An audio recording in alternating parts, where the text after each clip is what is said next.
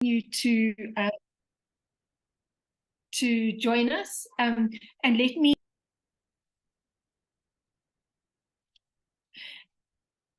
begin by introducing my co-presenters, Israt and Shafil. If any of you have read papers about CP recently and what's happening in low middle income countries, you will be very familiar with the name Israt Jahan.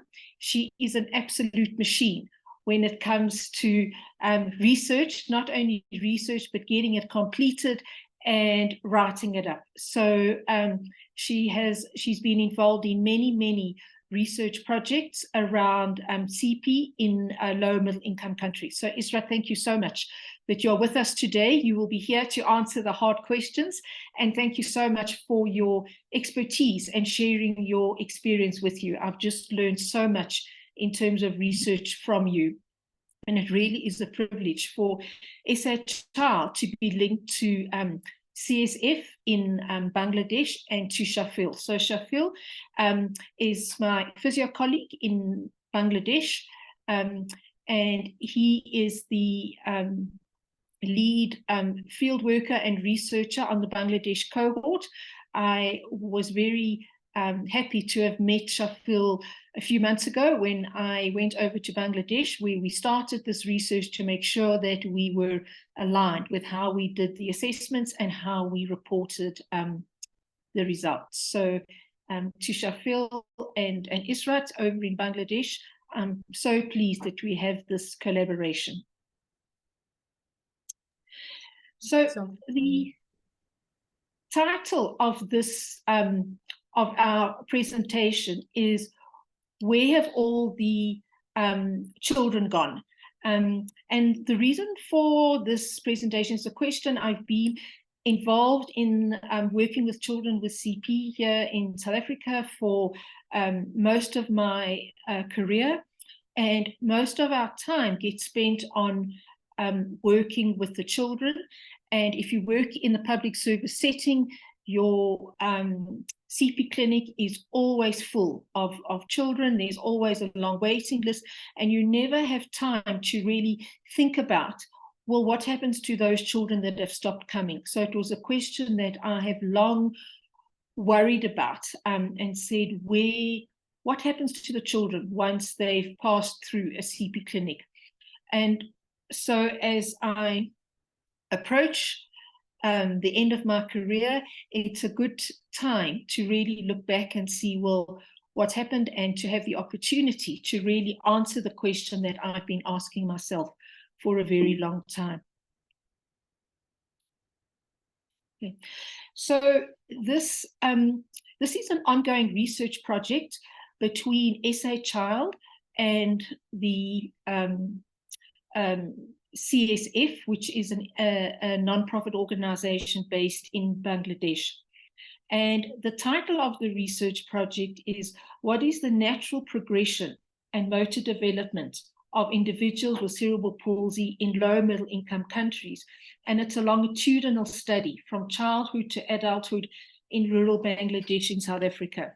And what's the purpose? Why are we interested in actually knowing this? And I think these two pictures, I think, illustrate why it is that we are embarking and wanting to try and answer this question, in that you're all familiar with the GMFM curves, GMFCS, well, GMFCS levels is now part of our language, and then the GMFM curves. And these GMFM curves have been produced until the age of 15. I think there may be one or two that go to the early 20s.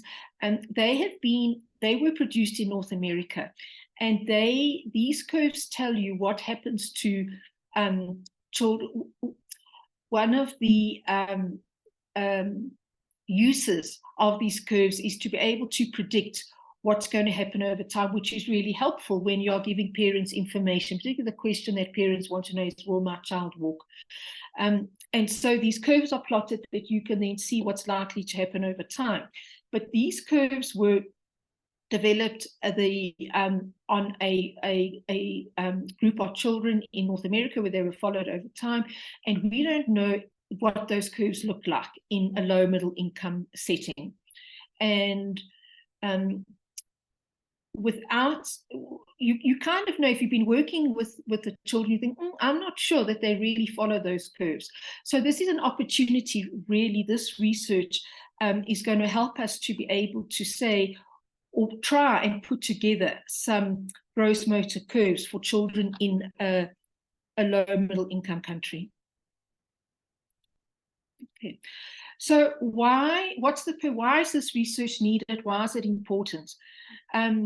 If you are working in a public service hospital, you know that most of the people that most of the individuals that you see are children. Children usually stop coming around the age of 7 or 8. And there are many reasons for that. It's a question that I've also been asking a lot of parents as we go, as our work at CP clinics and still work with children. Why do parents stop coming? And there's a lot of reasons for that. It could be that they've been discharged from the hospital, that the therapists say there's nothing more we can do. We've shown you anything, you can now be discharged. It could also be that parents say, I don't see any change. I come every month, they do the same thing, and I'm really not seeing the difference. It could also be that the children are now getting heavier and transport, getting to the hospital, if you're using public transport, is that much more difficult.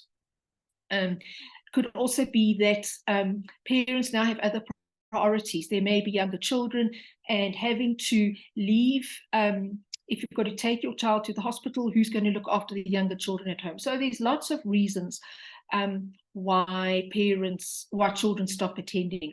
And I know in some hospitals or in some provinces, there's actually a policy that says, it's not written down that I can tell you, and I'm glad that Mr. Sambia is here on the call, but that children should be discharged and should be followed up by the education system. But the bottom line is that very few hospitals or public service settings, and I would also think the same is similar in private settings, are seeing the adults and the teenagers who have got CP. So we don't know what happens to them. We don't know what happens to them and their families as they get older. We don't know what their health and rehabilitation needs are. So without that information, you really cannot plan and, more importantly, budget for a service. So that was the reason for starting on this research. So what is the big picture behind this research? We are starting at the very beginning here, where firstly you've got to describe what it is we're seeing. So describing how many of the children are actually still alive, what's their clinical picture, has it changed, what are their levels of participation, what's the quality of life, what's their nutritional status, and access to health and education. So that's just the first step, is really just descriptive. Can we get an idea of where the kids are, or they're now young adults, what they look like, how they've changed over time? The research does not stop there. We then want to, it's only the first step, is describing the problem, and as Gulam Kandagar, who's the primary investigator as well, says, you've got to make the problem visible. So by describing it, you then can make the challenge and the reality more visible. And that then takes you on to the next step, which is, what is the most appropriate intervention now that you've described and you understand a bit about what the situation is? What is there anything that can be done to change it? What needs to be changed, and who and how will this be done? And then the next step is to go up to some sort of randomized controlled trial and say, well, does your intervention work? So what we are telling you today is just the very, very, very first step in this journey. This is ongoing research, and I'm just so over the next year, we will be sharing more information as it comes to light. So the first step that we are going to tell you about today is how many of the children are still alive. So as I have just said, so if we just go look at the literature a little bit, what do we know about the natural progression of gross motor function in CP? And I think you're all familiar with the GMFCS levels. For those who aren't, just very briefly, it's a classification system based on motor function. Motor function is about movement.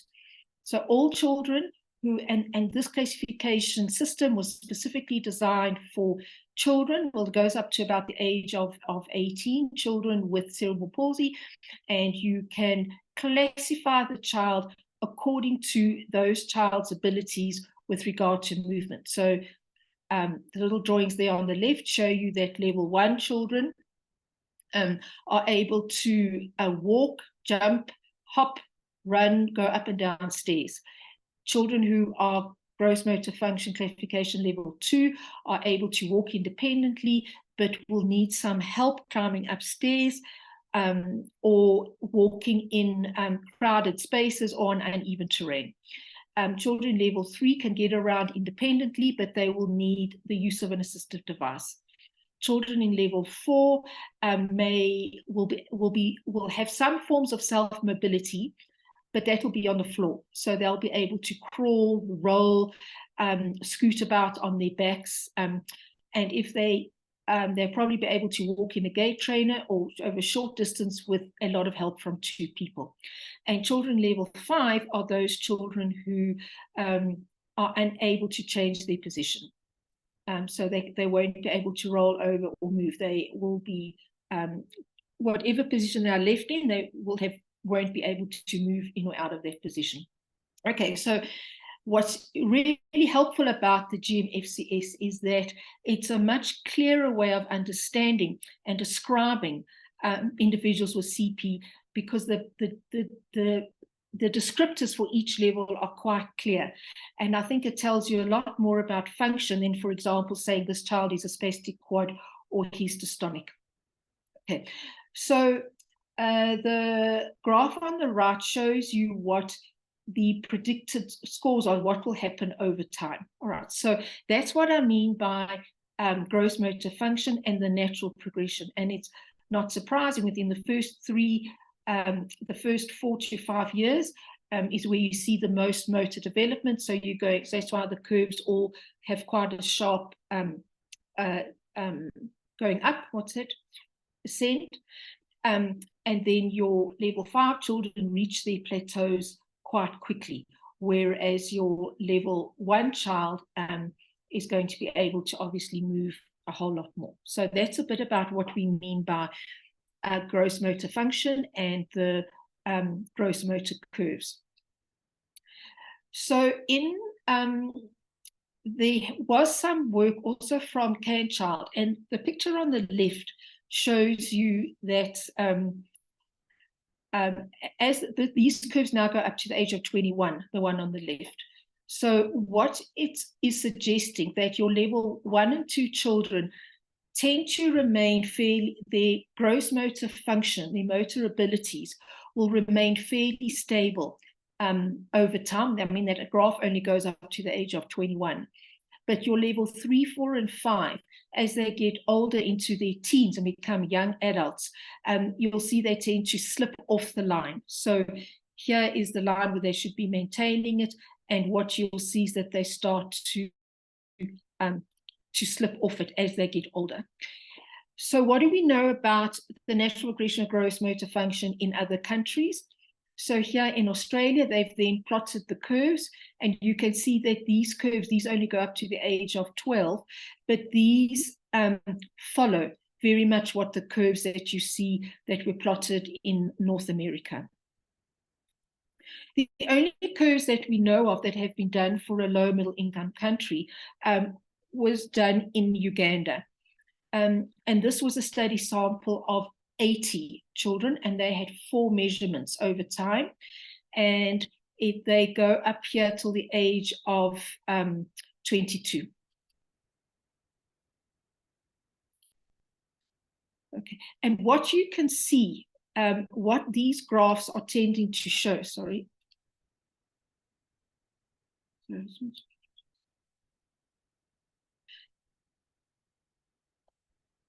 what these graphs show is that I'm just a bit distracted here. Oops, Daisy, sorry. Is that the solid line in each of those graphs is what you would expect to happen. And what you'll see firstly, you'll see in the Uganda population, there's a lot more children in level 1, 2, and 3 than in level 4 and 5. But what you'll see, the tendency is that although the child is classified, say, as a level 4 or level 5, they are not reaching the same level of function as is predicted from the curves that have been developed for high-income countries. So that's our first hint, that the gross motor curves in low-middle-income countries do not follow the same as you would find in a high-income country. And certainly what's evident from Uganda is that the children are not reaching their potential as measured by your GMF M66 score. Okay, oops, Daisy. So, all right, so mortality and survival in CP. What do we know about that? And I'm going to hand over to Israt because this is really work that she's done and she's familiar with. Thanks, Israt. Thanks, Gillian. Sorry. So yeah, as Gillian was mentioning, that we needed to know what's the status, describe the profile first to identify potential interventions. And as a long-term outcome, we would like to see, as part of this research, we would like to see the survival probability of these children. So we did some digging and just wanted to see what the literature says. And we found that the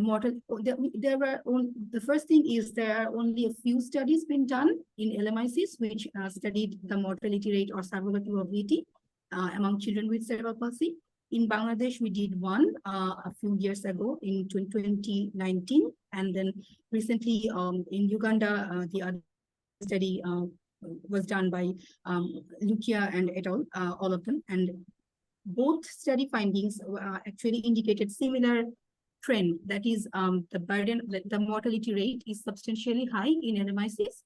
And as the functional impairment increases, the severity of functional impairment increases, the risk of death among these children increases as well. And in most of them at earlier age than you would expect. And we also these two studies also identified that the majority of children with CP die from potentially preventable or treatable conditions like pneumonia or any other infection, which could be easily treated by in a hospital or timely intervention. Gillian, next slide, please. Thank you. So in Ugandan study, we saw that the mortality rate was 39.52 per 1,000 person years. And in Bangladesh study, it was 19.5 per 1,000 person years, which is, although we don't have the standardized mortality rate here, but it is like 5 to 10 times higher than you would observe for this same age-sex matched cohort of children without CP.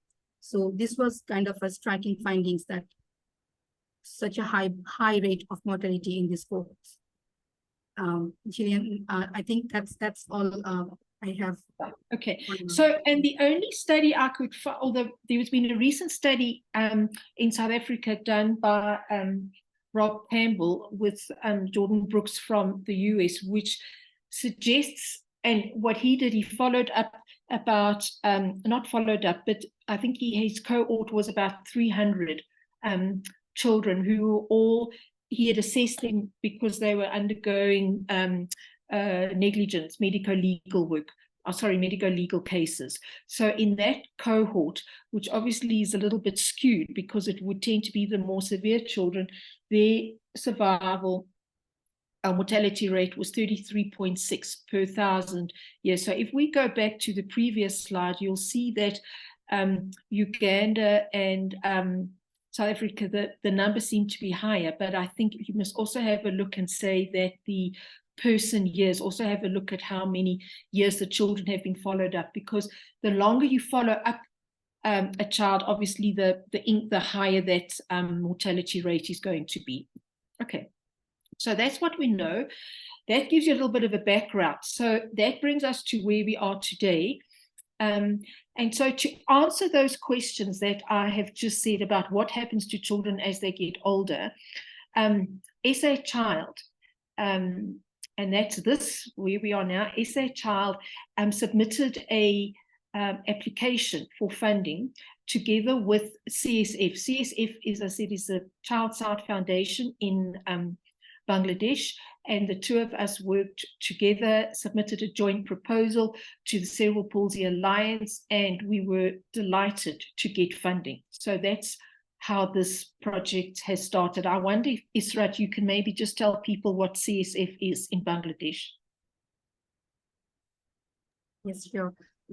CSF is, so as Gillian mentioned, Child Sight Foundation, it's a non-government organization. So we started in 2000, like operating in 2000. And initially our service was only for children with visual impairment. But then later we started working with all-cause disability children. That's why we rebranded ourselves as CSF Global. And currently, CSF Global also hosts the Bangladesh Cerebral Palsy Register, which is the first and ongoing population-based surveillance of children with cerebral palsy in LMIC. Currently, we have around 4,200 plus children with CP registered into the CPR. So, yeah, I think that's all I'm going to say about CSF for now. Yeah. Thanks, so for me, this is a very exciting opportunity that we can collaborate with a setting, another low-income setting, and that obviously helped us when we were looking for funding. So Cerebral Palsy Alliance is based in Australia, and thanks to that funding, we had funding to get on, and that funding is being is hosted, as it were, by SA-ChilD in South Africa and by CSF in Bangladesh. Okay, so what does the research entail? What is it that we are doing? We are tracing teenagers, tracing teenagers and young adults who are seen as children, and are assessing their motor and functional abilities and determining their health and rehabilitation needs. I wonder, Shafil, if you want to talk further about that.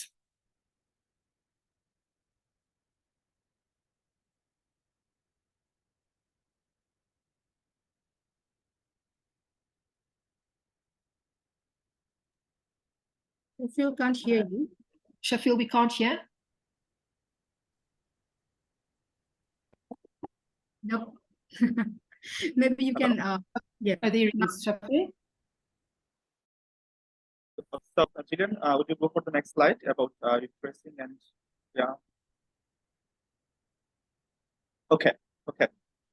So for this study, the inclusion, one of the few inclusion criteria that was the children who was registered into BCPR, that Ishrat already mentioned, that the children who was registered into the Cerebral Palsy Register BCPR, and also the child who have at least one GMFM data.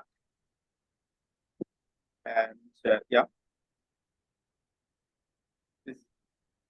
okay. So in Bangladesh, Bangladesh side, we there have the children from the 3 sub-districts of Sirazganj district, and these are from Shahjahanpur, Belkuchi, and Tullapara sub-district.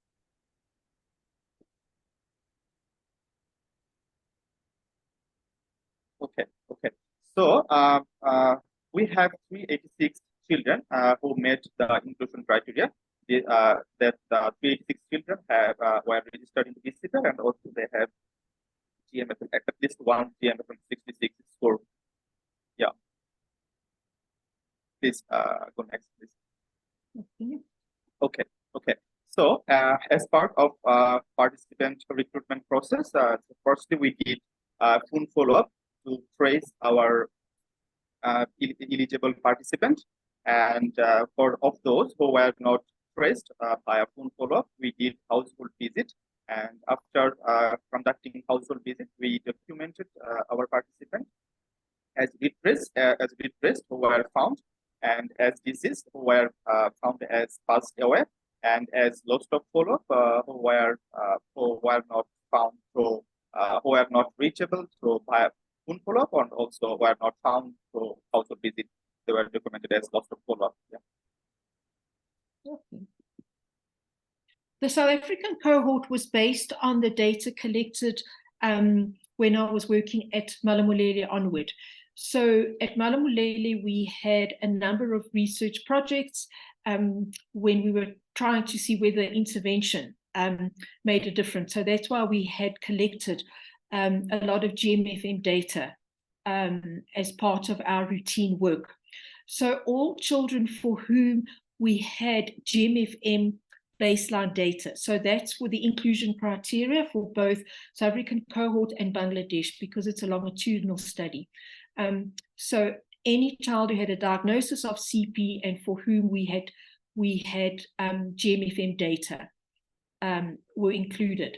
So the three different sites are in South Africa, are in the Eastern Cape, the Butterworth area, in KZN, the Mzanyati district, and in Limpopo, in the Vembe district. So our total eligible population is 266. That was the number of children that we had data on. And the next step was to try and find them. Okay.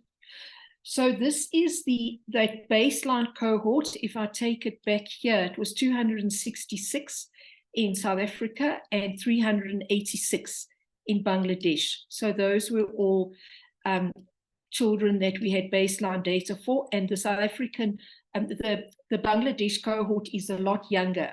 The South African cohort, Malamulele started collecting data quite some time ago. Sorry for messing up with these slides. Okay, we go to the next one. So the clinical, so there were over, I think 586. All right, yeah, was the cohort that we started with. This gives you an idea of the baseline characteristics. Majority of children are spastic. Also, unsurprisingly, the majority of children are also level 4 and 5. You then have the bottom left, the number of associated impairments, and then communication impairments and intellectual impairments being the most common, together with visual impairments. And there's some information about their education and rehabilitation status. So that gives you some idea of the baseline, some clinical characteristics of our baseline data. Okay. Shaful. Okay, thank you, Gillian. So, as first, Gillian also mentioned that we have 386 eligible participants who were added in our study. So, via phone follow-up and household visit, we traced 364 participants, and out of 386, there have 20 children who couldn't be traced either phone follow-up or household visit. So, of those traced 364 participants, we found 37 children as deceased. Yeah. Okay. In South Africa, sorry, that was a mistake. It's 268 children that we've got that are eligible, and we have found 226 of them have been traced. 90 of those children, of those that have been traced, have died, and there are 15 children that we have been unable to trace. So our presentation today is going to unpack a little bit, what do we know about those children that have died? Although we have traced all the children, we haven't yet assessed them. I think in South Africa, we've assessed about 50 of them. So there's still quite a long way to go in assessing all the children. But as I say, our preliminary data is at least we've traced them and we know how many are still alive. Okay. So, yeah, thank you. The children who passed away, that was 37. So after the last follow-up, we found that the mortality rate was 20.5 per 1,000 persons for Bangladesh. And total follow-up period was 1802.9. That was total follow-up period in years. Yeah. Okay. So what this tells you is that the crude mortality rate, and how you work out crude mortality rate is you've got to have a look at the person years, the total number of people in the cohort that you are studying, how long they've been alive for. So that's what it means by person years. So the longer that you're following up, the more person years you're going to have. And that's the big difference between the South African cohort and the Bangladesh cohort. The South African cohort, we've been following up for longer period. We've got nearly double the amount of person years. So therefore, it's not surprising that our mortality, crude mortality rate is double. So that's simply a reflection of the fact that our follow-up period has been a little bit longer. Okay, okay. Israt, over to you. Thanks, Gillian. So we looked at our data and just try to measure the survival probability of these children. And we found that in Bangladesh, at the end of 8 years follow-up, approximately 8 years follow-up period, we had around the survival probability of the kids were around 0.83. Whereas in South Africa, around so after 22 years of follow-up, at the end of around 22 years of follow-up period, the survival probability was almost half of it, like less than 0.4. And yeah, so substantially, the survival probability was substantially lower when in South Africa when compared to Bangladeshi cohort. Yes, Gillian. Thanks. Should I go for it or? Yeah, okay. Thank you. So we also looked into what factors increases the risk of earlier death or reduces the survival probability of this cohort. Also, although there are so many factors that we haven't explored yet, we just looked into the GMFCS level, and we found that in Bangladeshi cohort as well as in South African cohort, the GMFCS level 1 and 2, children with GMFCS level 1 and 2, all of them actually survived at the end of last follow-up period. However, as the gross motor function level, the impairment level increased, like for GMCS level 3, 4, and 5, the survival probability of both cohorts were substantially lower. So if you look at the data, in Bangladeshi cohort, for example, GMCS level 5, they had, at the end of 8 years follow-up, they had a survival probability of about around 0.68.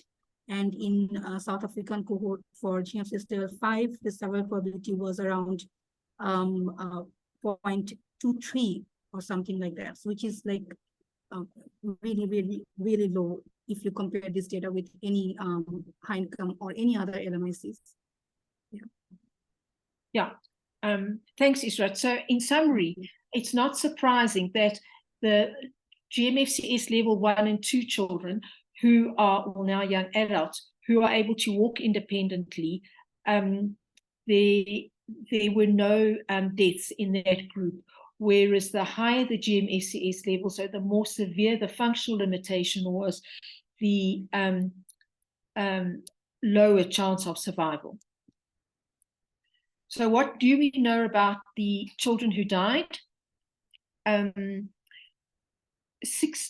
60% of them were male, 47% had a classification of spastic quadriplegia, 30% had a classification of dystonia, and unsurprisingly, 70% of them were level 5. So, you know, I don't think this is really rocket science, but it just is numbers to confirm what we know, that children with more severe disabilities and less mobility are at higher risk of dying early. Shafil. Yeah, thank you. So for in Bangladeshi cohort, there have 59% male, and compared to South Africa, there is 60%, and the mean length of follow-up was 3.54 years, and Bangladesh that was 8.09 years. So the length of follow-up period for South Africa is higher than Bangladesh. And the mean age of death in Bangladesh, the regulation was 8.3 years, and whereas the South Africa that was 14.10. So that's also almost double in compared to Bangladesh.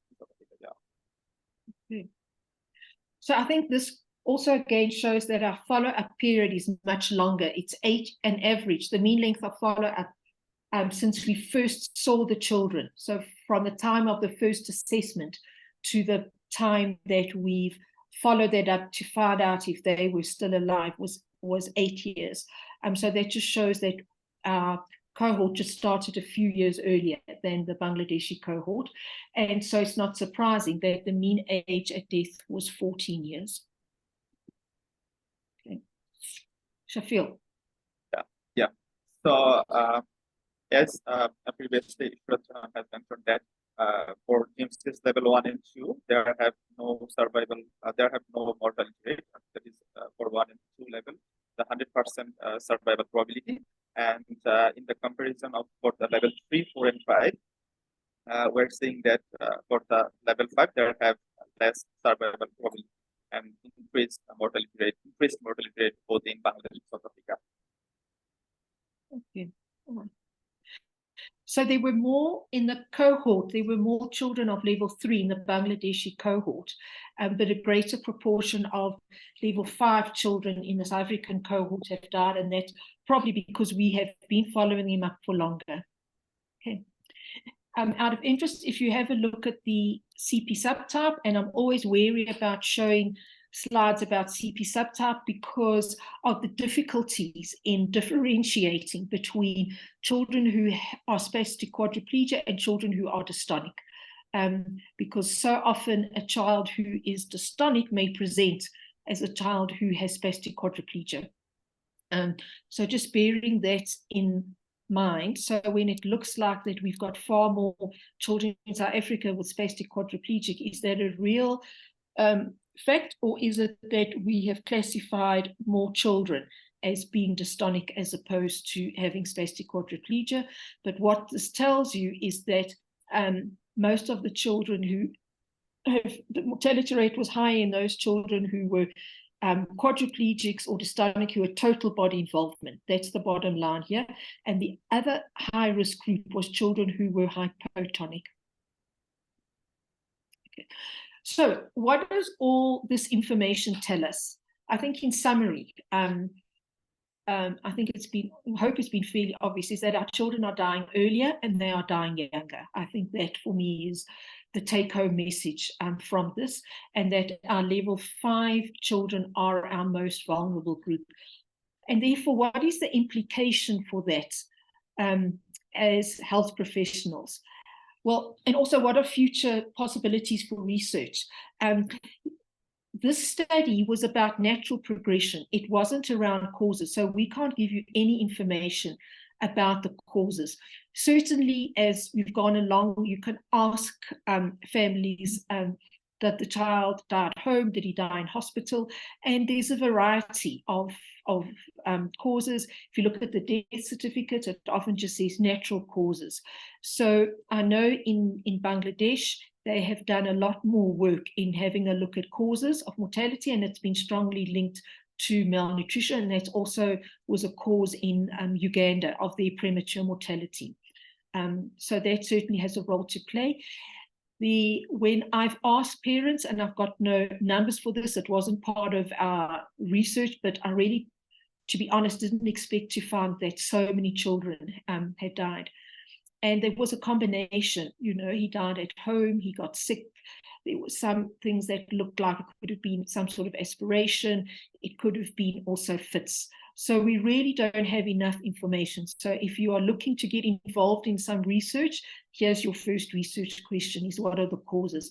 Not an easy question to answer when you have a look at how long ago some of the children died.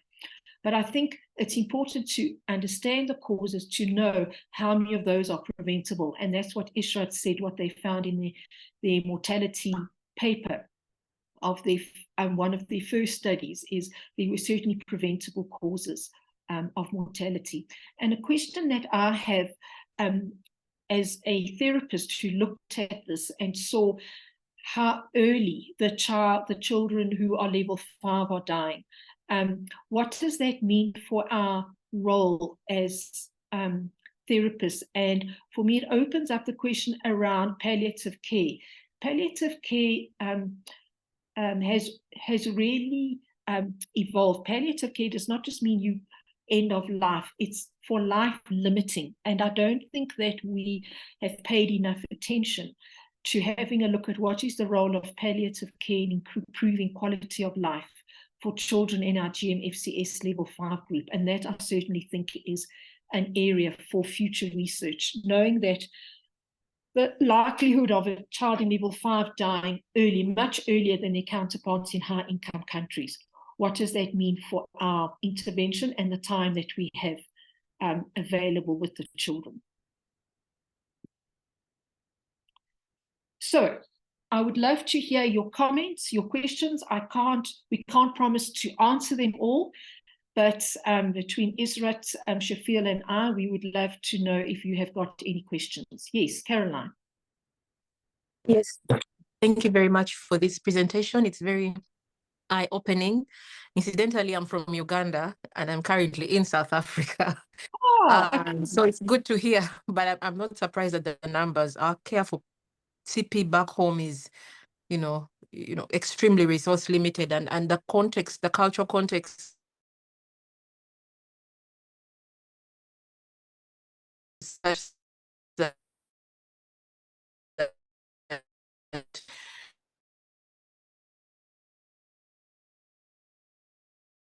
are destitute to begin with, and therefore they give up along the way, and they're like,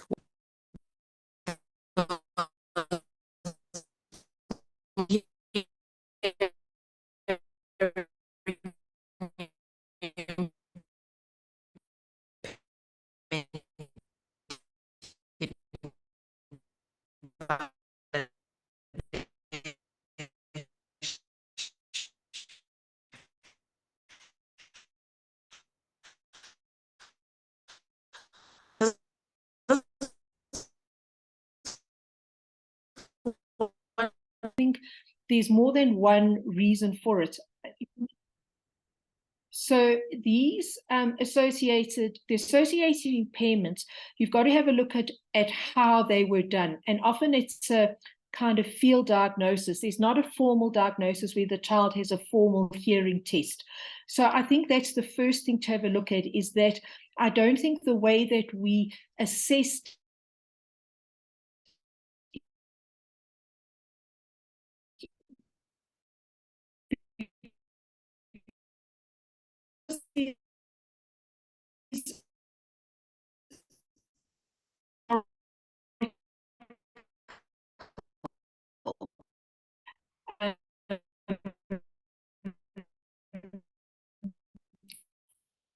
it's only at the, when we have a look, when we are busy assessing the children currently, and we are now assessing vision and hearing and cognitive intellectual impairments in the same way, I think that would give you a more accurate estimate or picture of the difference in association.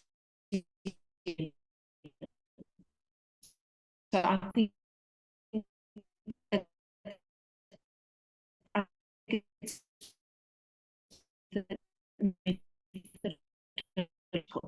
and then with regard to the low. Thanks, Julia. Sorry for questions. We, to be honest, cannot actually exactly say why the age are different, because there may be a lot of factors which has influence. One thing that comes to my mind is maybe the age at assessment, or because these cohorts are not population based, not even for Bangladesh and for South African cohort, none of these cohorts are population based, and so there are definitely selection bias, and we don't know what the age at assessment was and at age at recruitment. So I'm just looking at the cohort profile at baseline, and it looks like that in Bangladeshi cohort, the median age at assessment was 3 years, and in South African cohort, it was 5 years. So when you add up the follow-up period and I don't know why, but for now, it's the easiest explanation in my mind. And definitely, I agree with you, definitely the availability of different services and caring practices would influence the survival age of these children.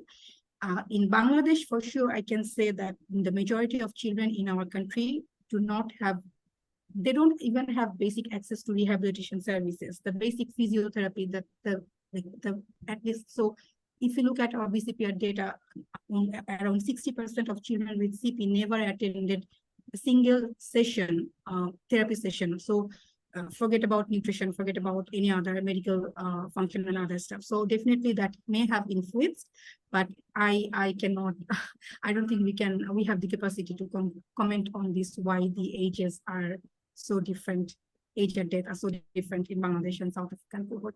I hope this slightly answers your question, but yeah, happy to discuss further. Gillian, would you like to add? Just to say that, Karen, that's the nature of research, that when you notice these differences, you then got to ask the question why. And it could well be that we, because we didn't realize this was going to be such that there can be lots of reasons, and I'm not sure we will be able to answer it at the end because of the kinds of information that we're collecting. But it certainly is, and then one can also have a look, Caroline, at the differences in the Uganda, the mortality in the Uganda population was very closely linked to malnutrition there. Kate, you had a question, and I think Elizabeth Ho's also got a comment. Kate. Hi, Gillian, Israt and ChilD. Thanks very much for very interesting research. I'm really glad someone's looking at this. I have two questions. The one was just looking at the characteristics of the group that had died. Maybe it was there and I missed it, but did you analyze the different factors in relation to the features of your population, of your sample, in terms of the profile of, sorry, I can't remember the proper statistical terms, but basically relating the sort of the rate of level 5s in your sample versus the rate of level 5s that had died and so on. Was that there, or did I just miss it? Second question was, is there, I mean, obviously the causes of mortality, if you're looking at malnutrition and aspiration pneumonia, obviously, that's a lot around oral motor and swallowing. Is there any data about that relates GMFCS level with EDAX level? Are there correlations there? Just to sort of add on to that, I'm working with the Manguzi rehab team at the moment, which Gillian knows very well. We've just started a project looking at the integration of like a full package of healthcare at primary healthcare level for people with CP. And we've developed a screening form that covers basic primary healthcare and medical comorbidities, dental care, nutrition, dietetics, and then rehab, sort of GMFCS, EDAX, assistive devices, and so on. And with so many of the kids, we're seeing terrible dentition, terrible like issues with swallowing and issues with malnutrition. Like this is like this little nexus of things that are just brewing horribleness. So we're getting some really great data, but it's making it very clear the things you're describing. What's happening there. Anyways, I hope questions were clear. Yes, thanks, Kate. And I'm delighted to know about what you're collecting at Manguzi. That's what's needed. It would be lovely if that was happening at every hospital. We'd have so much more information. So to answer your questions, Kate, this data is hot off the press. So I really haven't finished the analysis, and there's a lot more analysis that we can do. This is just preliminary work, just giving an idea of the main trends. Then you asked about GMFS and EDAX. In fact, we do have the EDAX for the children, and I just haven't analyze that yet, so we can, and there will be surely.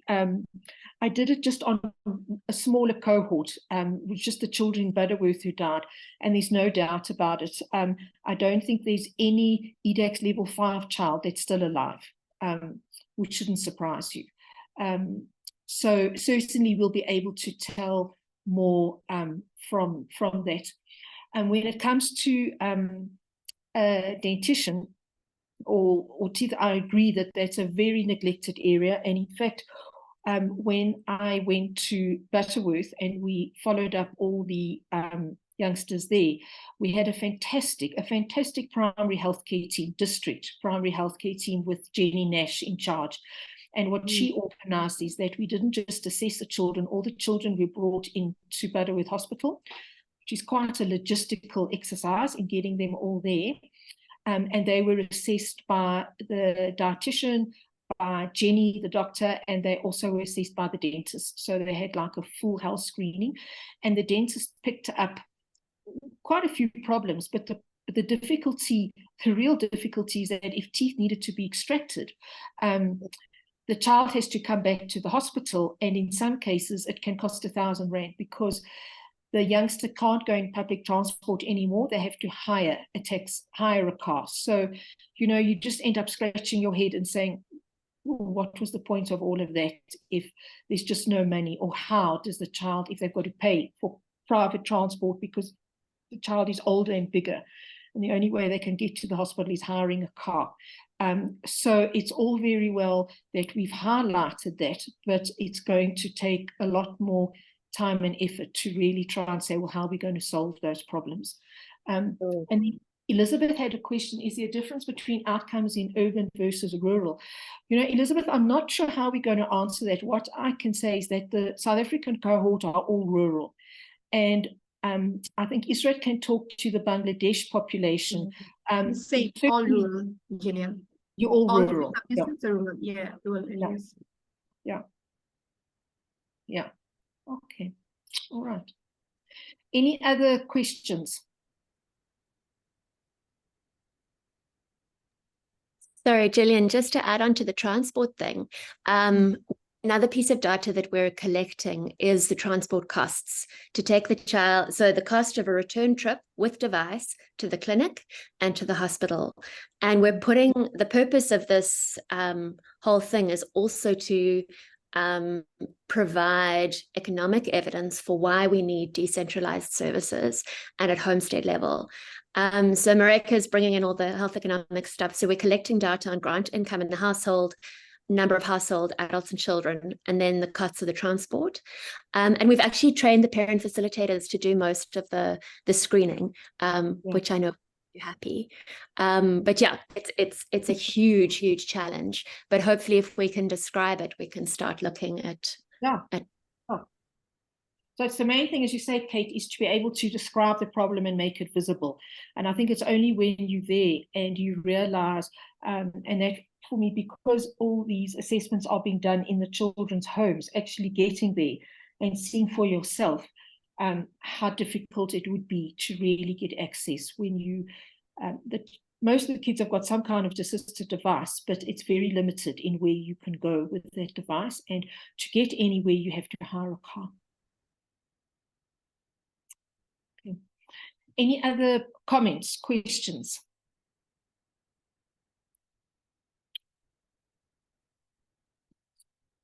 Well, I still have something to say.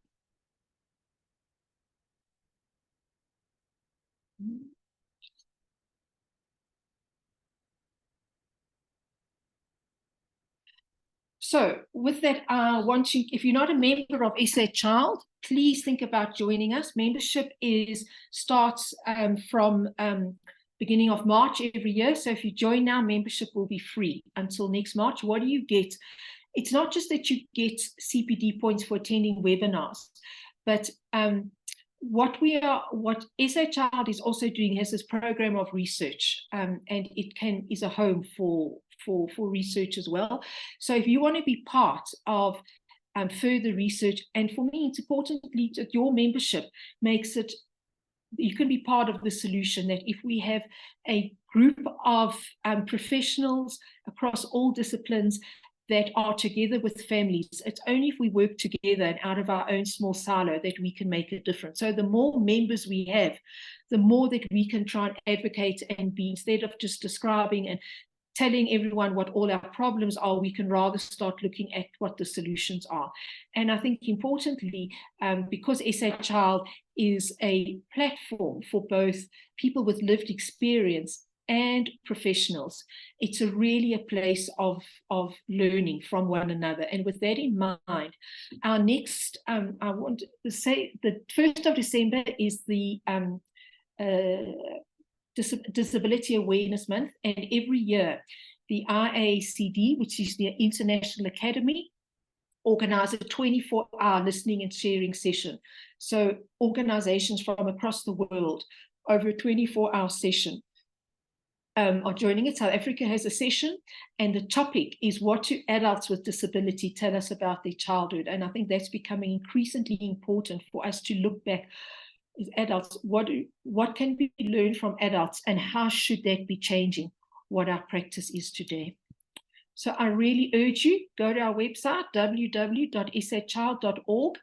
There's just a button you got to push, sign up, and join.